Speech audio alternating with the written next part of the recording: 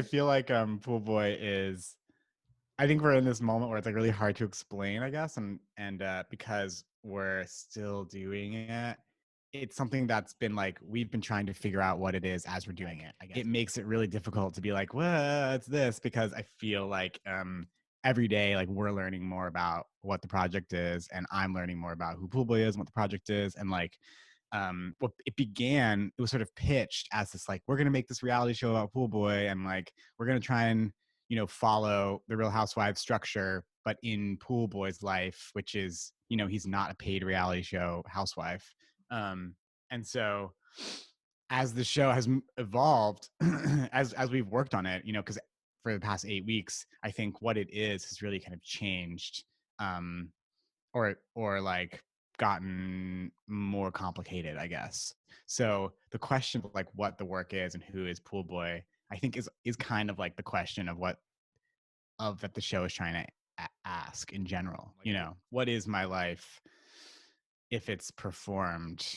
How is it possible to like have moments of intimacy when both parties know they're being watched? Is it easier? Is it harder? Um, what does a life look like when you sort of are consciously performing it?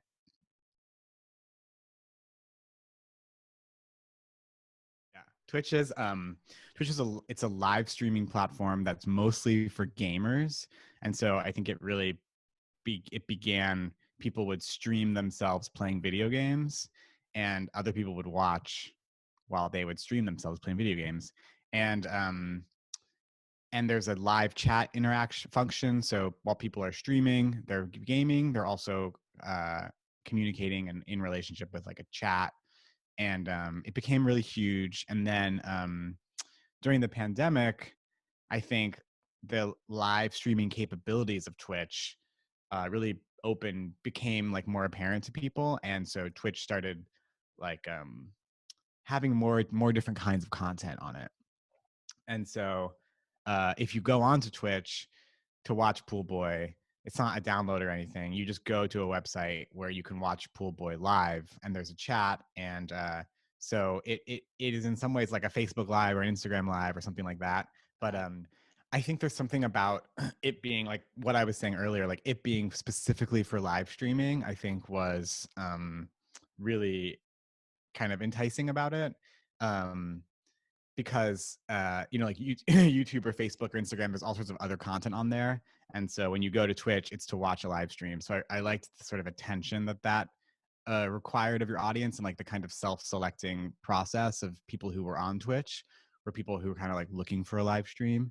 But mostly I started using Twitch because two friends of mine started streaming on Twitch before me, and so I would be watching their stream, and that's where the name Pool Boy came from. I made up this username so that I could interact in the chat without them knowing that it was me, and then it just kind of stuck. So I started using Twitch because they were using Twitch, and so I just kind of started using Twitch. And I like the immediacy of the platform, and the way like the relationship between the chat and the streamer is pretty central to what each channel does. I like that relationship, as opposed to like YouTube or something where there's more of a distance between the like streamer and the audience.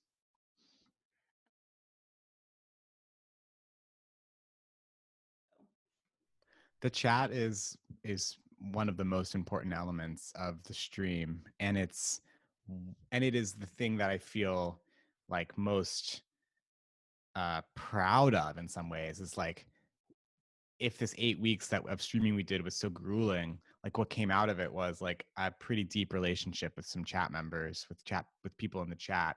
um the chat, I think their response to what's happening on the stream is like what shapes each stream. And I think something that we learned pretty early on, but which has been a huge challenge for the piece, is thinking of the relationships as thinking of the stream as sort of a triangle of relationships, where it's like me, it's my guest, and the chat, and we're all in a relationship together, rather than like me and my guest and then there's a chat here. It's like all three of us have to be working together to make the stream work. um, Otherwise it becomes like a podcast or something.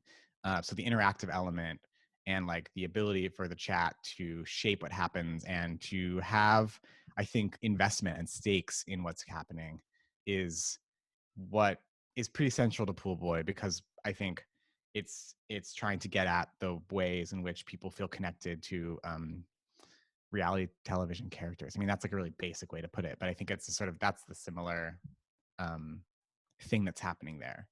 Is that yeah? I mean, I think so. The pandemic happened. Obviously, we had been kind of in prelims design meetings for this play that we were going to do of mine for UTNT. And Mike and I, who's the director, had been, talking about this play, and it was a good play. And then once it sort of became clear that in-person theater wasn't really going to happen, I felt like this play that had been selected for UTNT and that we've been working on was definitely a play, excuse me, and not it didn't I felt that there was the danger with a sort of digital sort of Zoom theater thing that you would always kind of be aware that what you were watching was not quite a film and not quite a play. And like, why would I want to make something that would only remind people of all the things it wasn't, of all the things it could have been, when I could just make something that was meant for the medium in which it would be delivered on. And I was already streaming. I had started streaming in May. And so uh, I was really obsessed with streaming at this point. And so I was thinking like, how can I use streaming as my UTNT project? Because I felt similarly, it's like what you were just saying, like, I think it's somehow, I feel like this is relevant to what's going on. So it was a process of like, this feels like what I want to do, but I need you at the university to trust me that I'll figure it out as we're doing it. And so it's been really nice to have the support of the university during this, because they have really like protected the project and let it be messy and grow um, as it's happened. So that's been really cool. But it definitely was like, I don't think I want to do this play because I don't know how to do it. So let me make something that's completely digital. I mean, so we started with this idea of like, okay, we're gonna make this sort of, see if I can like story produce my own life in a way that is completely real. And so how can I make my relationships, what's going on in them and what's going on inside myself, how can I make those things fit into like an arc that will develop live over the course of 8 weeks? And that was sort of where we started. And that's a like really cool question. But it's like, how do you do it? How do you like make that happen on a week to week basis? And I think that was like what the process has been like. It's like figuring out exactly how you do it. Do you script things? Do you talk? Do you like try and like make decisions about what you want to happen? How do you like set up who streams when? Do What's like the visual component? What's the visual play? Like, how meta do you want it to be? What are we doing with like old footage? How do we reuse old footage to help tell a story? So all of these things, all of these questions, all of these like tools, I guess, we've been trying to figure out like which are the right tools to make the piece. um and I feel like, I mean, it's sad. It's like we just did our 8 weeks, and I felt like by the time we were done with the 8 weeks, I was like, okay, I think I get it. And then it was done. Um, so it really has been like, how do you tell this story in a way that you don't really know what the story is? You're trying to shape it while it's happening, and you want the story to be entirely real and emotionally honest and true to both myself and anyone else who's appearing on the stream. You don't want to lie about any emotions. And so that's been really chaotic because it's emotionally really draining. It's a lot to ask of yourself and of your collaborators. It requires like an intense amount of presence, um, which everyone knows is hard on Zoom to be really present. It's like really hard to kind of be present into the void of your computer. And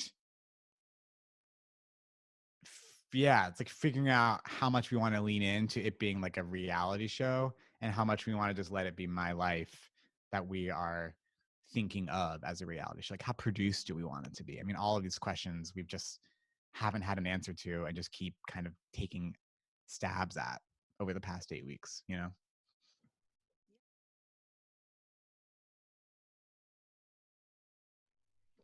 Yeah, there's going to be a so the reunion. I mean, every franchise of the Real Housewives, it ends with a reunion where Andy Cohen, who's the executive producer of the Real Housewives, so all these women, all their boss, like he gets them all together and he um, asks some questions about the season and makes them kind of account for their actions a little bit. And so this is kind of our attempt to do a reunion special. So what can audiences expect? It's going to be a two-part reunion. We're going to have we're going to look back at the season, everything that happened, all the drama, all of the dumb shit, everything. And we're going to kind of process it live with the chat, with each other, with the guests on air over 2 nights. And we're working with the video editor who's making these montages for us. We've got sound, we've got guests, we've got all sorts of cool stuff. And it's really going to be a chance for us to kind of try and make sense of the past 8 weeks, both as a process for us and also as like as a product. Like what did we just watch? Poolboy00. So it's like a show about uh making a show about a show, kind of. I think when anytime you're working like this in such a like personal way where you're asking a lot of people, it's like there's pain and messiness and I think a lot of like really amazing cathartic moments as well. But there's always, um, we're learning on the job, so it's tough. So I think there's a lot to answer for.